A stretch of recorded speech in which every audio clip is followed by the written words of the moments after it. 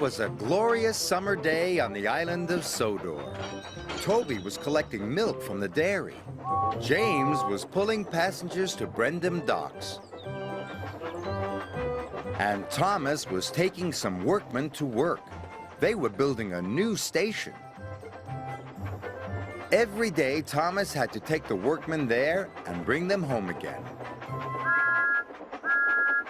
"I can't wait for the grand opening," he told Annie and Clarabelle excitedly.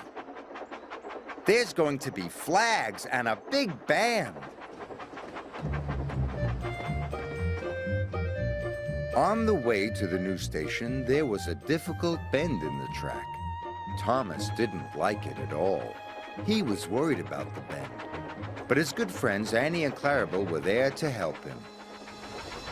"Slow down," they sang out. "Slow down and puff with care." So Thomas did slow down, and he puffed with care. "Thank you," Thomas puffed to Annie and Clarabelle. "I couldn't have done it without you."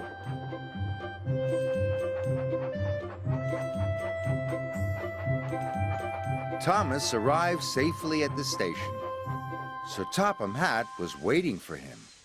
"Today, Annie and Clarabelle are to go for their refit," he told Thomas. "You must take them to the workshop straight away." "But how will I take the workmen home?" asked Thomas. "You can use ordinary coaches instead," said Sir Topham Hatt. "Yes, sir," said Thomas, and he puffed away to the workshop.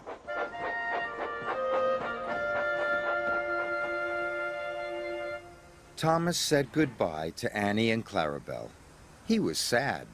"I don't know how I'll manage the difficult bend without you," he told his friends. The next day, Thomas puffed to the coach yard. He was still thinking about the difficult bend. Thomas went too fast and gave the coaches a mighty biff.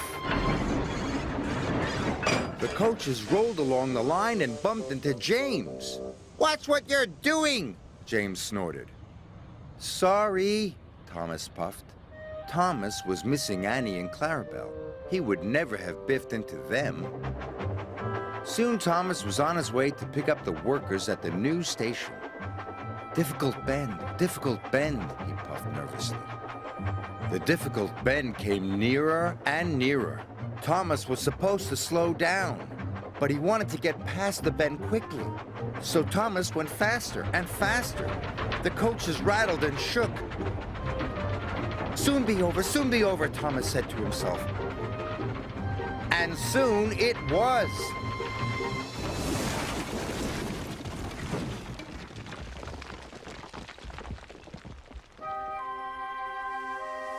Luckily, no one was hurt. But Thomas felt sadder than ever. Harvey arrived to help clear up the mess. Harvey didn't like seeing Thomas so unhappy. "I can't go around the difficult bend," Thomas wheezed sadly. "I'm not a useful engine without Annie and Clarabelle." "You are a really useful engine," said Harvey, "and a jolly good friend." And he puffed away.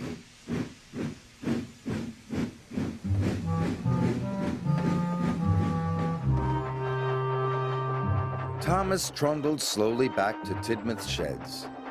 He was very sad. He wanted to be back with Annie and Clarabelle. Suddenly, Thomas saw a line of troublesome trucks rushing towards him. They had come uncoupled from Edward. "Cinders and ashes!" cried Thomas. "The troublesome trucks are heading for the new station, and they're going too fast. I must warn the station master." So he raced after them. The troublesome trucks clattered along the track. Thomas was determined to save the new station, so he dashed after the runaway trucks. Thomas went faster and faster. He raced past the troublesome trucks, but he was nearly at the difficult bend.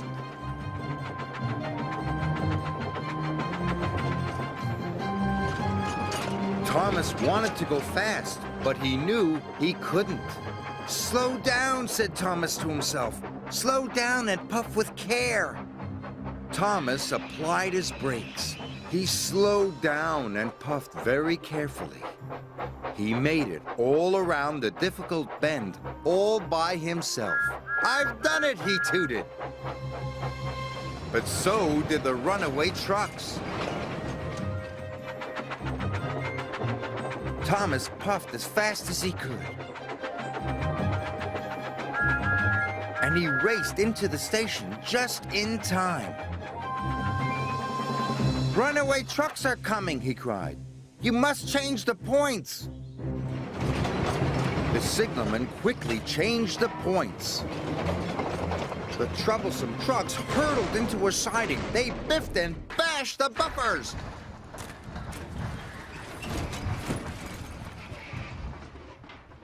But the station was safe.